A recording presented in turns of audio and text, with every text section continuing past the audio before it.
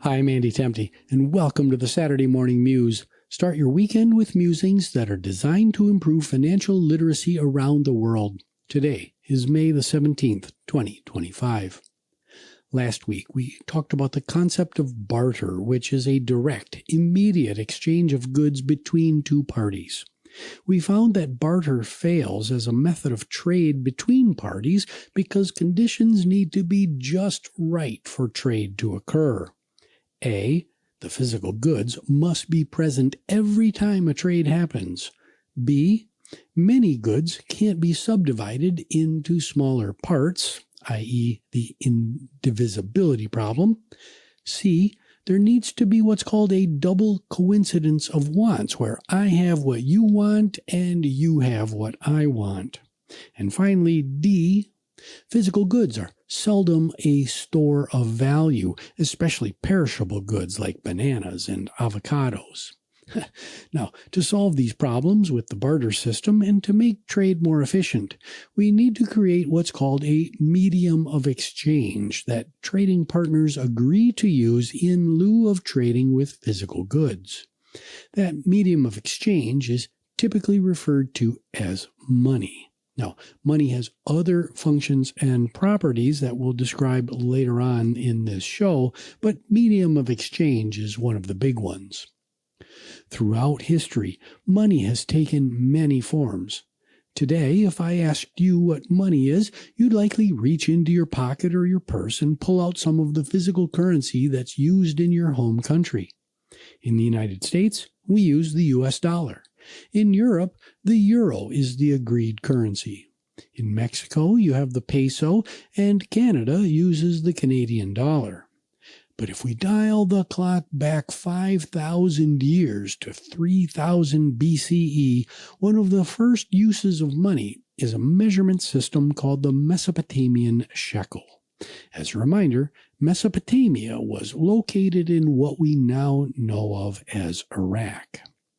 The Mesopotamian shekel was a unit of weight that was about as heavy as 160 grains of barley, which was a common grain grown in the area at the time. It's important to note that the shekel wasn't the money that was being traded. It was used for weighing silver. Why silver?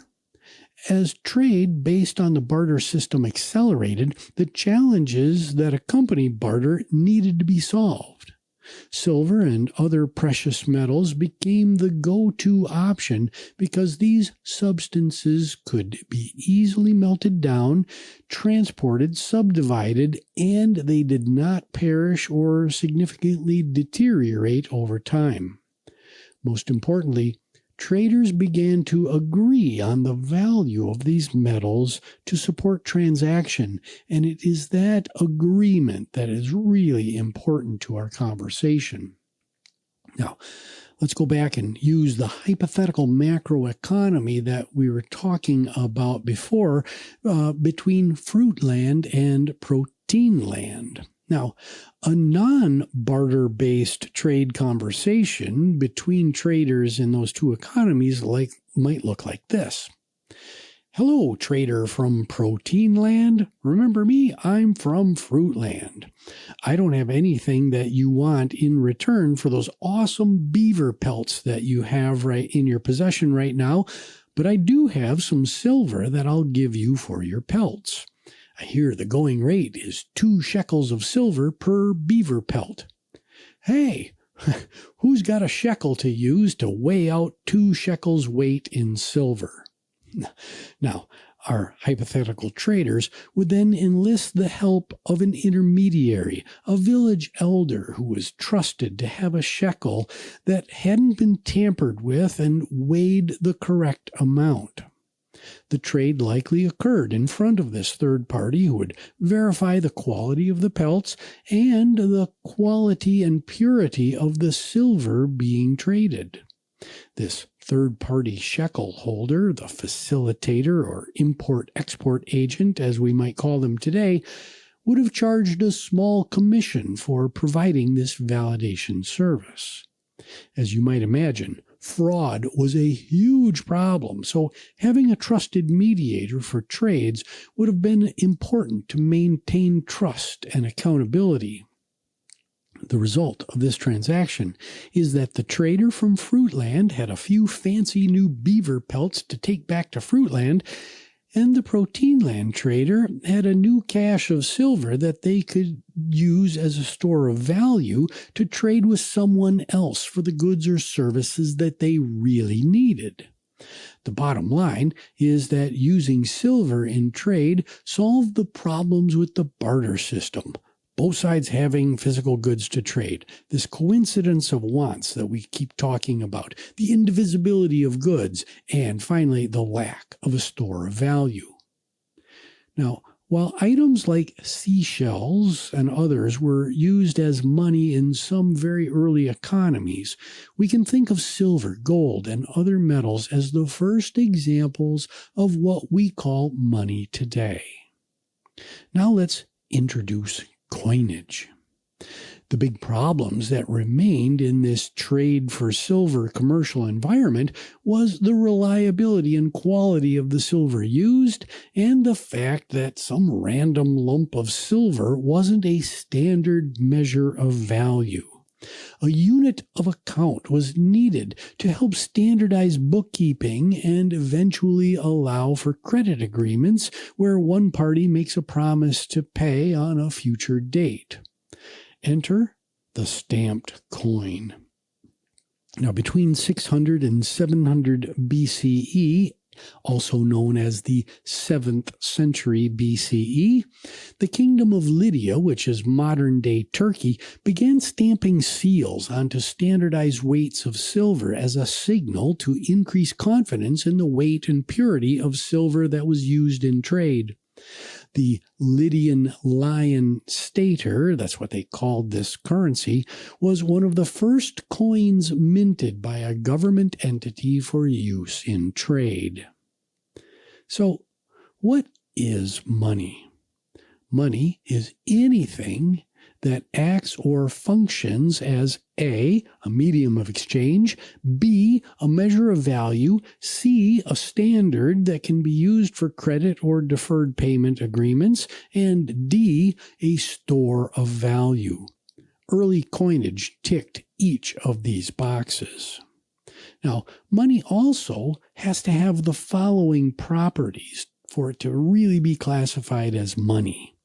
Money must be, number one, durable. It has to hold up to repeated use over long periods of time. Number two, it has to be fungible.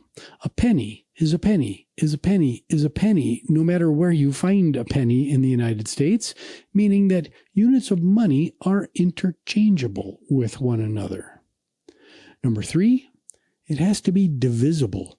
Money must be able to be split into smaller units to allow for many different transaction types and sizes. Number four, it has to be portable. It can't be unwieldy or cumbersome to use and transport from place to place. Number five, and this is really important, it has to be acceptable. Whatever is called money in your economy must be accepted by the vast majority of consumers. And then finally, it has to be scarce. There can't be an unlimited supply of money. There has to be some limit to its supply. We're going to talk a lot more later about the supply and demand for money when we talk about inflation. For now, just know that if the supply of money goes wild, what's going to follow is inflation. So, in our financial literacy lessons, I want to give each week some kind of modern lesson. So before we part ways today, how can we apply today's financial literacy lesson to the modern world? I'm sure that you've heard of Bitcoin and other cryptocurrencies. In future lessons, we'll talk about what these things are, but the question we'll ask today is this: is Bitcoin money? The answer to this question depends on your perspective. For something to be classified as money, it has to be acceptable to the vast majority of consumers and institutions in an economy. Said differently, We all have to agree on whatever we're going to classify as money as a medium of exchange, measure of value, standard for deferred payment, and store of value. If everyone you transact with uses Bitcoin, you might call Bitcoin money. To folks like me who have no Bitcoin, Bitcoin is not money because it's very cumbersome for me to use, and it's not accepted by many of the people or businesses that I transact with. Now, during the course of these financial literacy lessons, I'm going to begin accumulating Bitcoin so that we can go on that journey together. So, do I consider Bitcoin money?